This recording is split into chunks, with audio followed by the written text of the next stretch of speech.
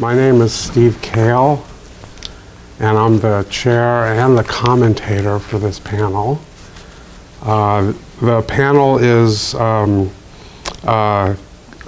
looking at cultural exchanges between France and the Soviet Union in the 19th and 20th centuries. And our first paper, and these are out of order from what they indicated in the program. Our first paper is by Christine Grant, who's a doctoral candidate at Carnegie Mellon University, working on a dissertation entitled Model Colonies, a Transnational Study of Penitentiary Agricultural Colonies for Young Detainees in France, Russia, and the Soviet Union, 1839 to 1939. Her research interests focus on urban and rural spaces and the ways in which reformers, particularly in France and Russia, have tried to solve social problems by shaping those spaces. I'll say that she won the Midwestern Slavic Association's Graduate Essay Prize for her for a paper she gave at that conference. Okay. Thank you very much.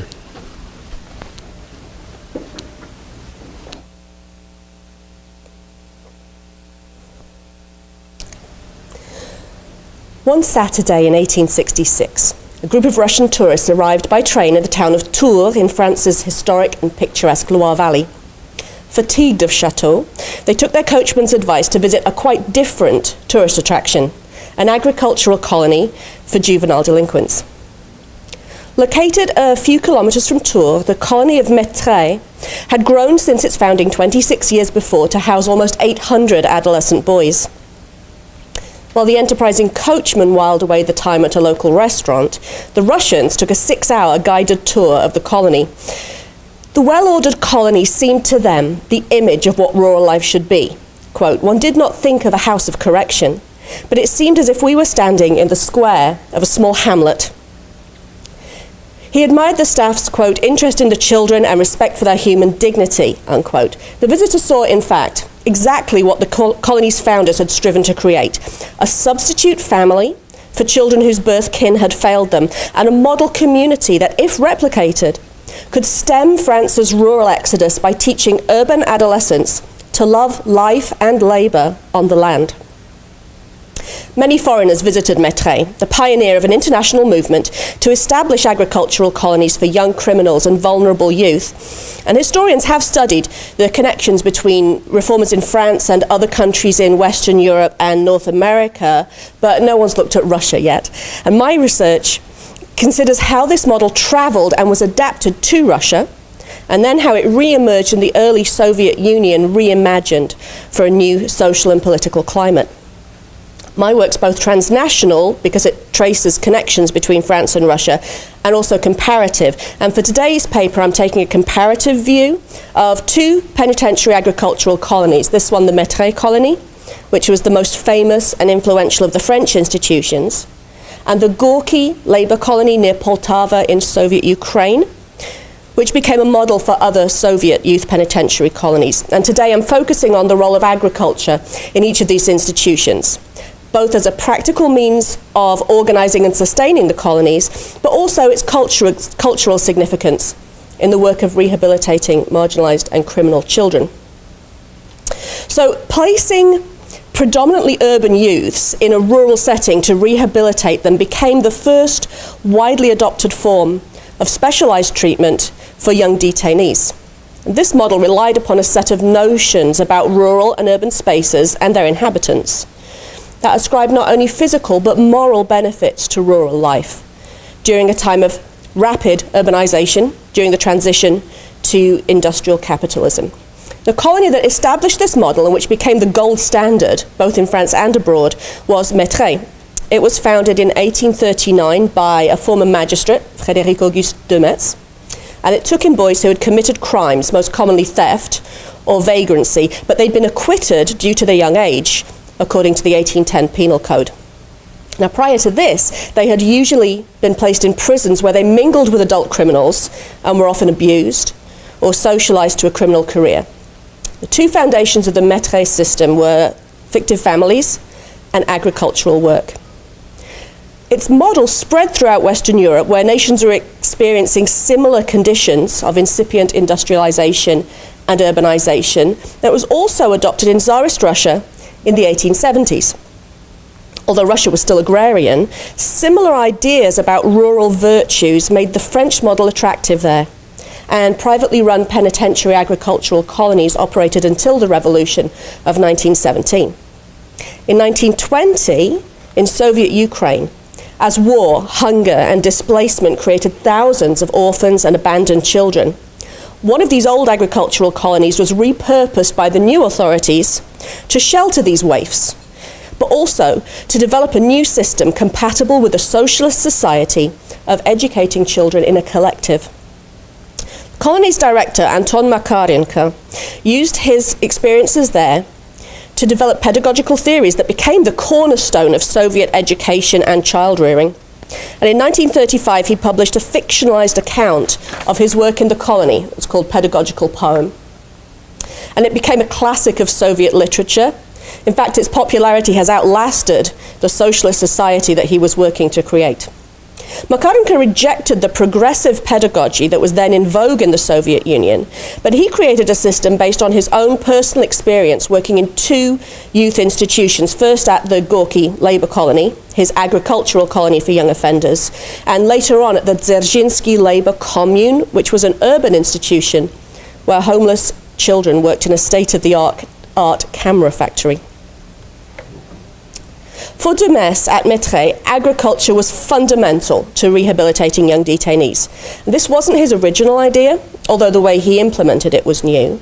In the first half of the 19th century, various reformers applied the concept of an agricultural colony to their reform or utopian schemes. Political scientist Barbara O'Neill has written of the process of domestic colonization. And this is where reformers in the 19th and early 20th centuries applied the labor of marginalized populations within a country to uncultivated land, thus rendering both the land and these people productive and useful to society as a whole. The catchphrase, amending the land by the man and the man by the land, summed up this transnational movement. De Metz was the first in France to apply the concept of an agricultural colony to a population of juvenile criminals. And due to his prodigious talent and efforts in promoting the colony, Mettray became one of the best known examples of this principle in action. At Mettray, boys, the number varied, but usually 300 to 600 of them, they lived in separate buildings in family groups of about 20, headed by an employee whose official title was father of the family. Most of the colonists were 14 to 17. They spent at least 2 years there learning to work the colony's fields, and a smaller number practiced a manual trades, such as blacksmithing or shoemaking, to provide for the colony's needs. For de Metz, agriculture had first of all a physical benefit, where fresh outdoor air and vigorous exercise would strengthen weak bodies spoilt by life in unhealthy city slums or by monotonous work in cramped and stuffy factories and workshops.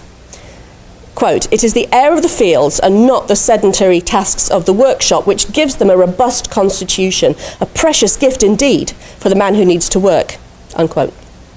When a government inspector in 1853 disapproved of boys being sent out to work in the fields even though they were feeling unwell, de Metz disagreed. To deprive these children of distractions, of exercise in the fresh air by consigning them to our infirmary is to go against the means necessary to modify their sickly constitutions. A sentence served at Mettray was not to be a temporary remedy. De Metz and his supporters intended to habituate the boys to rural life so that they would choose to remain there when released. "They have lived in the impure atmosphere of the big cities and the workshops," wrote one staunch supporter. "Can we not, by placing them amongst the fields, make them love and taste the charms of a life more in keeping with our natural needs, give them a trade that brings them back to agriculture, and preserve them for the future from dangerous frequentations?"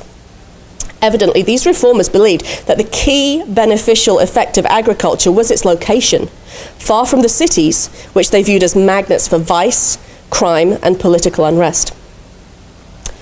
Colonists' agricultural labour also served a practical purpose in the colony, as they grew vegetables and corn and they raised livestock to feed themselves and to sell their surplus. In the early days, supporters hoped the colony could become self-sufficient. But for de Metz, agriculture's moral impact took precedent over its economic advantages. Quote, "The colony of Mettray should not be considered as a purely agricultural establishment, but a house of correctional education, in which agriculture and rural work are applied as a powerful and effective means of moralization." End quote. Agriculture was never a sure source of either products or income for the colony. It was acutely vulnerable to price fluctuations, and it often registered losses. Agricultural labour was presented as more intellectually stimulating than factory work. Quote, "Work in the fields, by its variety, forces reflection and develops the intelligence deadened by the uniformity of the mechanical operations of the workshop." End quote. But often, rural labourers outside the colony were seen as dull, backward, and uncooperative. Quote, "They defy the examples and advice given them by men who are placed above them."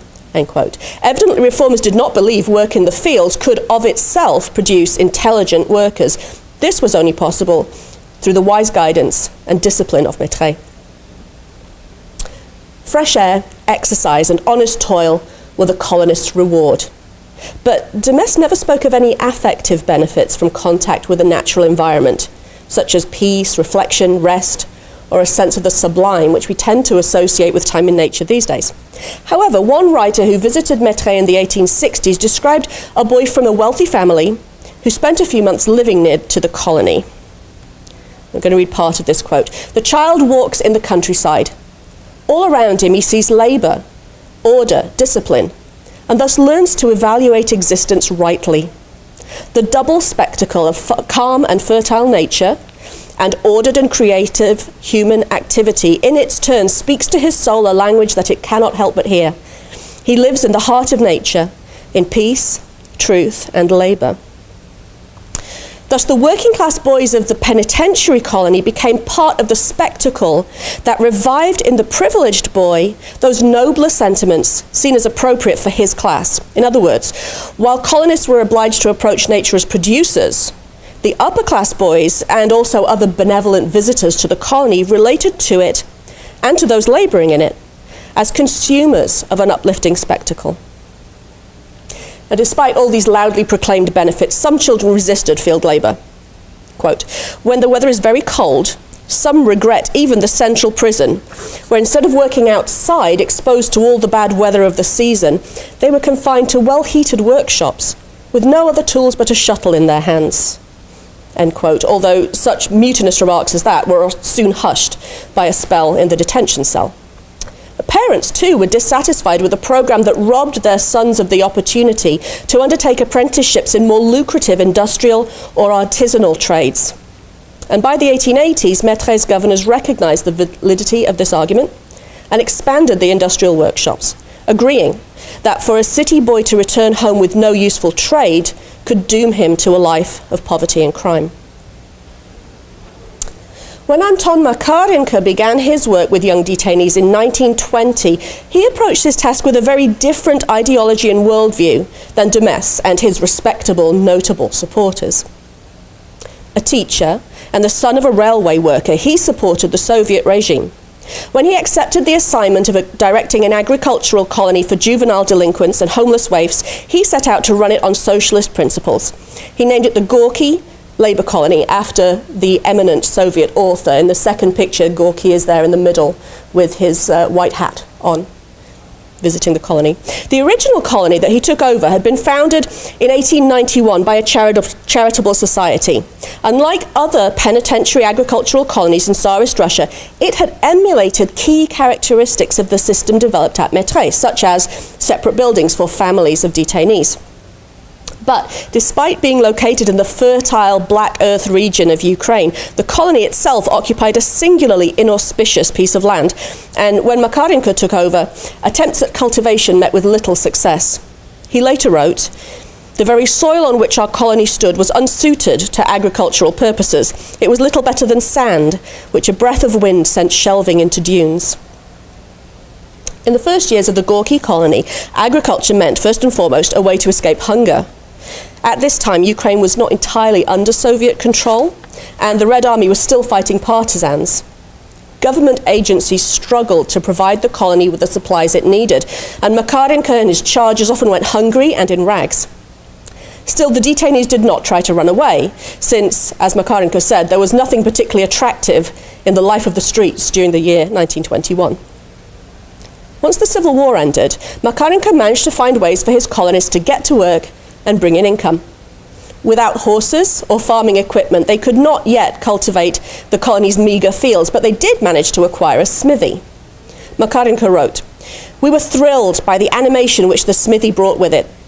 At 8 o'clock, the cheerful ring of the anvil resounded throughout the colony. Laughter was always coming from the smithy." In Makarenko's description, it's industrial and not agricultural work that brings excitement and animation. Industrial work played an important role in Bolshevik ideology. The proletariat, urban factory workers, were the class whose temporary dictatorship would usher in a classless communist society after the revolution. Their experiences, Bolsheviks believed, made them more conscious of how the world worked and gave them the principles they needed to change it. Now, in theory, the Russian peasantry were allies, class allies of the proletariat. And the Soviet hammer and sickle proclaimed the unity of the two classes, just like this very famous statue where you see the factory worker and the collective farm worker together, moving Soviet society forward.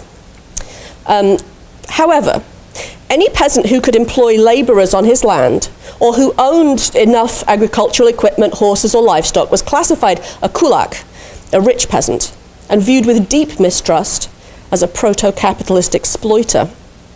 The Gorky colony's neighbors, Makarenko wrote, were kulaks, and in his book they are constantly undermining Soviet power to try to enrich themselves. As for the children themselves, Makarenko wrote, quote, "They had not the slightest awareness of belonging to any particular class.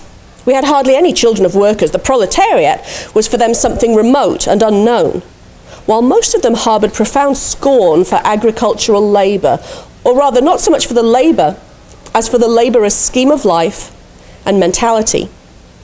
Makarenko recorded incidents of colonists deriding their neighbors' corrupt dealings and participating enthusiastically in raiding their stills or catching them illegally harvesting trees.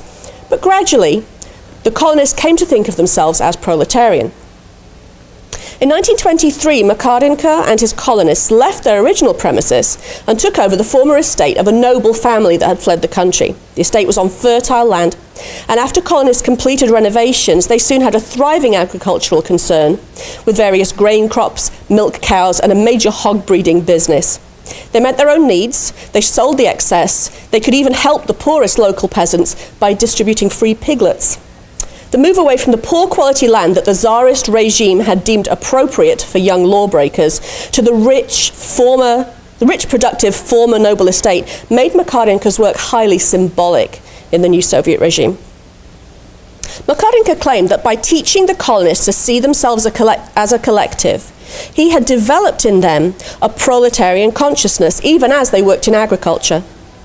Their success also depended on rational scientific cultivation. Makarenko hired a qualified agronomist whose methods made the colony productive and prosperous. However, once they had developed this consciousness, Makarenko wrote, they could no longer be content with the idyll of agricultural work. And indeed, Makarenko soon found a new challenge for himself and his colonists. Just outside Ukraine's then capital, Kharkiv, a former monastery had been converted into a children's home where 400 children were living in near anarchy, stealing and selling anything they could get their hands on, filthy, ragged, and idle. Makarenko offered to take over the colony, bringing his Gorky colonists with him. Impressed and intimidated by the new colonists' work ethic, the neglected children integrated themselves into the collective, and together they repaired the buildings and started to farm the land. And once again, rather than clearing and colonizing uncultivated land, Makarenko's charges took over land abandoned by class enemies of the Soviet regime. In this case, they also transformed abandoned humans. Agriculture alone was not enough to satisfy nascent proletarians. They needed to be active and useful builders of socialism. But Makarenko did not stay long at this new colony. Here he quotes another colonist, saying, "Our people, the waifs as we're called, are proletarians. It's industrial work they need. Of course it's jolly and all that to work in the fields, but what do we get out of the fields?" And another one, "Oh, how I love work in the fields. What a pity that there's no sense in it, damn it. Wouldn't it be nice if you could work in the fields and reap and have textiles growing up, boots, fields of machines, tractors, accordions, spectacles, watches, cigarettes waving in the wind?" Now, to say that there is no sense in meeting the population's most basic needs for nutrition in comparison with producing such items as accordions and cigarettes, it's a striking statement of the priority accorded to industry at this moment in Soviet history. In 1928, Stalin had launched the first 5-year plan, introducing an all-out effort to turn his agrarian nation into an industrial superpower. In the face of this imperative, there was no place for 19th century notions of rural virtue. Agriculture might be sufficient to plant the seeds of a collective, but true proletarians must eventually devote themselves to industrial production. Makarenko and a group of his most trusted colonists moved in 1928 to a new labor commune in Kharkiv, run by the NKVD, the formidable state security service. Here they learnt manufacturing skills, producing electric drills and 35mm cameras in the commune's well-equipped factory. A quick word about Makarenko's autobiography. It is a problematic source. It offers a wealth of information that archival and bureaucratic documents lack, but it wasn't published until 1935, 6 years after he left the Gorky colony. In any autobiography, the author selects certain details in order to turn the chaos of every day into a coherent story. This one was published on the eve of Stalin's Great Terror, a time when implying any critique of Communist Party policy was already extremely risky. So the views on agriculture and industry that Makarenko ascribes to his colonists and to himself in the 1920s were undoubtedly influenced by the political realities of the 1930s. By describing 1920s peasants as kulaks, who undermined Soviet rule by cooking up homebrewed vodka or mistreating their laborers, Makarenko echoed official justification of the forced collectivization of Soviet peasants in 1929 to 1930, and even of the Great Ukrainian Famine in 1932 and 33. In conclusion then, in the 1930s, French journalists exposed serious abuses at youth penitentiaries, including Mettray, which had declined steeply over the years. And leftists in France held up Soviet colonies, including Makarenko's, as a better way to help troubled youth. Mettray was shut down in 1937, and by that time Makarenko had left youth work to write full-time. Not long after that, the NKVD disbanded his labor commune so that the factory could be used by adult workers. Agriculture was central to both Mettray and the Gorky colony, providing food for their tables and work for idle hands. However, in 19th century France, reformers associated farming with moral virtues, whereas for the early Soviets, only industry could develop the proletarian consciousness needed to create a socialist society. Can the Gorky colony be classified as an example of this domestic colonization that Barbara Arneel wrote about? Well, like Western colonies, it did set out to reintegrate a marginalized group into society, transforming them from parasites into useful citizens. But Makarenko and his collective did not colonize uncultivated spaces. Instead, the two properties settled by the Gorky colonists moved from serving traditional elites, the nobles and the church, to serving the proletariat, and thus becoming useful to the socialist state. And that's it. Thank you.